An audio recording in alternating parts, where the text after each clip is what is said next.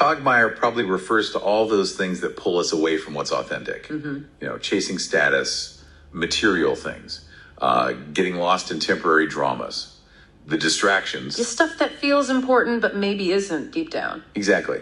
And her point seems to be that purpose isn't just some philosophical navel-gazing. It's like, it's your compass. Right. When you reflect on it, you gain clarity. It helps you cut through those illusions and see what actually brings lasting happiness, which, she says, is rooted in kindness that give and take. Okay, and this leads into maybe the most fascinating part, for me at least, her breakdown of human nature. Yes, the different layers. Yeah, she explains why we struggle with kindness sometimes. She says the lower side of our humanism, we close into something not really us, called animalism, and we act with selfishness. Not really us. That's a key phrase there. It really is, but then she immediately contrasts it.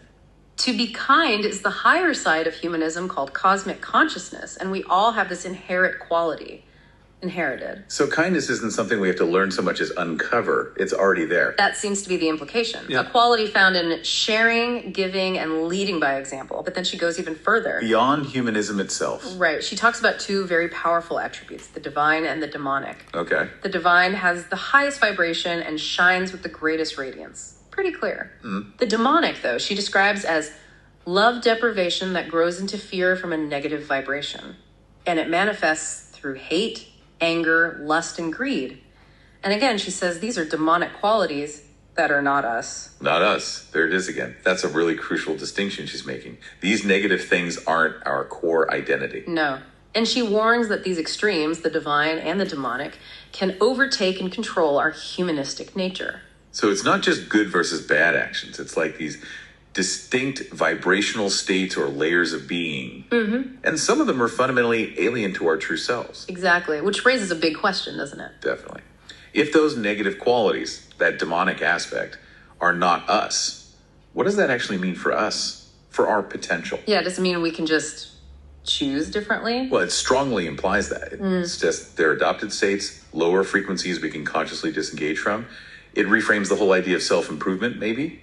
Less about fixing flaws, more about shedding what isn't ours to begin with. Shedding what doesn't belong. Yeah. I like that. It's about choosing to align with what she calls cosmic consciousness and ultimately the divine essence. And that leads directly to her sort of core redefinition of who we are. The big one. Yeah. She says, this is who we really are, divine beings on a human journey. And she specifically says this is not human beings on a spiritual journey. That inversion is. It's really quite radical, isn't it? It feels huge. Instead of seeing ourselves as flawed humans striving towards spirituality or divinity, it starts from the premise that divinity is our inherent nature. The human part is the journey, the experience. Right. And how do we manifest that divinity? She says through deep and sincere love, a love so powerful it changes hearts, actions, and thoughts. So love isn't just an emotion here. It's presented as the active mechanism, the force that unlocks or activates that innate divinity within us. Powerful enough to reshape everything internally and maybe externally too. It seems so. And she even shared her own method for staying connected to that divine core, her personal practice. Oh, interesting. What was it? She said, I often question when I am about to do something, what is in me that is driving this? Like a constant check-in. Okay. Is this my true nature of the divine or my adopted nature of negativity?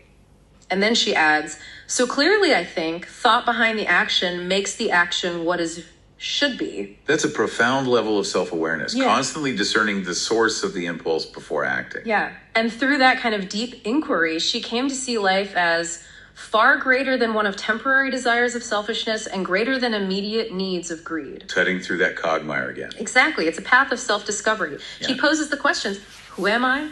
Am I this body? No. Am I this mind? No. Am I my emotions? No. The classic process of negation, neti-neti. Right. Until she reaches the conclusion, as I think deeply, I say, I am divine. That sounds less like an intellectual exercise and more like a deep felt realization. Yes. A recognition. Yes, and once you land there, I am divine, then these guiding principles she mentioned just flow naturally from that identity. The path, the journey. Right. My path is love. My journey is truth. My actions must be done with right conduct. My thoughts that generate this must be for peace.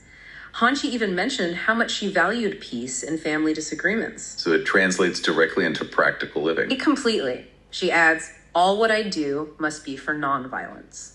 Living divinely means acting cosmically through caring and sharing, and crucially, never falling victim to that of animalistic or demonic natures. Staying aligned with that higher true nature. And she talks about the impact of living this way. It leads to great change for ourselves and others. It creates a world bright with light from the love in our hearts. The ripple effect. Yeah, and transformation to many, she says, through vibrational frequencies.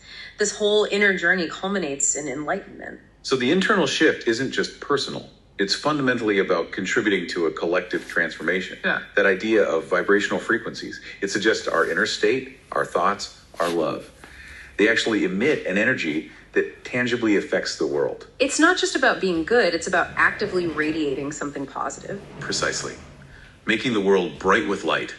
Not necessarily through huge actions, but through the consistent quality of our inner being and our small conscious choices. It's a beautiful and quite demanding vision of living. It is. It asks a lot, but it also offers a profound sense of purpose and connection. And Hanshi wraps up this whole section of wisdom by reciting a poem. It really seems to pull all these threads together. Ah, the poem. Let's hear it. He shared, "Act with deep respect. Feel with the inner self aspect of our true nature we must inspect." Inspecting our true nature. That self-awareness piece again. Clearly then the divine is shown in introspect. This is a greater life prospect. Introspection reveals the divine. A greater prospect for life. Never fail through disrespect, for life itself is a journey of best respect. Respect is foundational. For ourselves, for life. To our inner nature first we must select. To the divine we elect. Others follow, we then suspect. Select and elect. Active choices. And that hint that living authentically inspires others. Yeah. Others follow, we then suspect. Interesting phrasing. Life gets better to qualities we detect, to the divine we connect. Upper or inner way beyond intellect. A greater life for all, just perfect. Beyond intellect, that connection to the divine isn't just mental. And the outcome is this greater life for all. It really does feel like a practical guide, doesn't it? Step by step. Inspect, introspect, respect, select, connect. It does. It emphasizes that this journey towards a greater life is fundamentally internal.